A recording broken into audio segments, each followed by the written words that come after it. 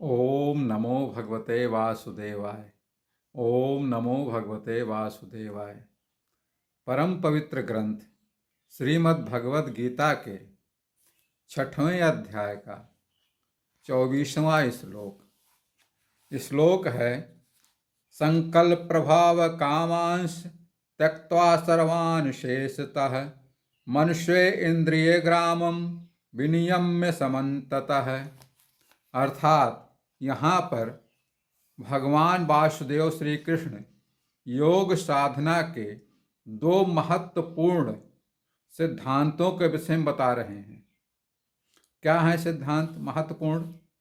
पहला, कामनाओं का त्याग, जितनी कामनाएं इच्छाएं उनका त्याग कर दिया जाए। और दूसरा, इंद्रियों पर नियंत्रण करें।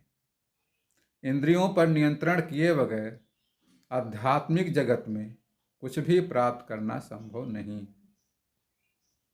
कामनाओं और इच्छाओं का त्याग हमारे सभी दुखों और मानसिक अशांति का कारण हमारी इच्छाएं ही हैं। इच्छाएं, कामनाएं, यही हमारे सभी दुखों की, अशांति का सबसे बड़ी यही कारण है। इन पर ध्यान रखें, इनको कम से कम करने का प्रयास करें तो अधिक से अधिक सुख शांति प्राप्त होगी।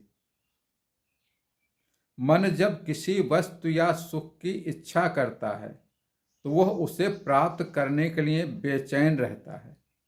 यदि इच्छा पूरी नहीं होती तो क्या होता है? तो मन दुखी होता है। और यदि इच्छा पूरी हो गई तब क्या होता है? तब और पाने की इच्छा बढ़ने लगती है कि और आता रहे। ये कभी ना खत्म होने वाला चक्र है कि जितना पा गया उससे और अधिक चाहिए, और अधिक चाहिए, जिसमें मनुष्य बंधा रहता है।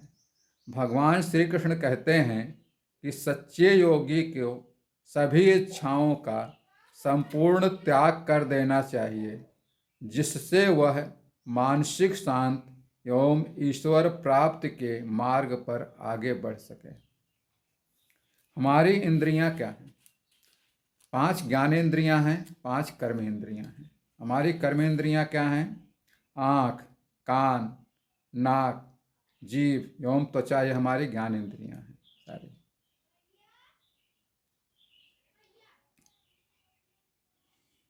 बाहरी भौतिक वस्तुओं की ओर ये हमेशा आकर्षित रहते हैं। यदि मन इंद्रियों के प्रभाव में आ जाए तो वह भी भौतिक संसार में उलझ जाता है और योग साधना से भटक जाता है।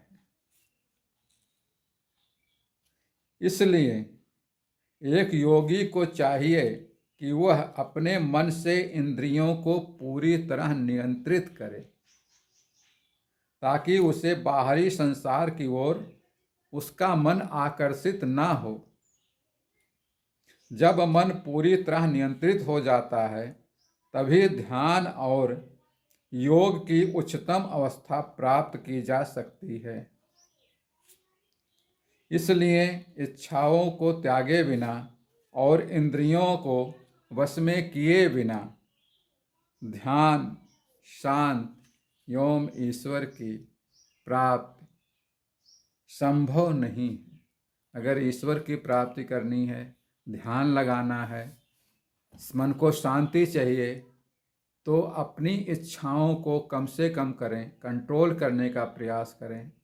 उनको, जो ज़्यादा इच्छाएं बढ़ती जा रही हैं उनको त्यागने का प्रयास करें और मन को शांति प्रदान करें। बस मित्रों, आज के लिए इतना ही। अगले श्लोक में कल फिर मिलेंगे। तब तक के लिए श्री कृष्ण शरणम मम। श्री कृष्ण शरणम मम।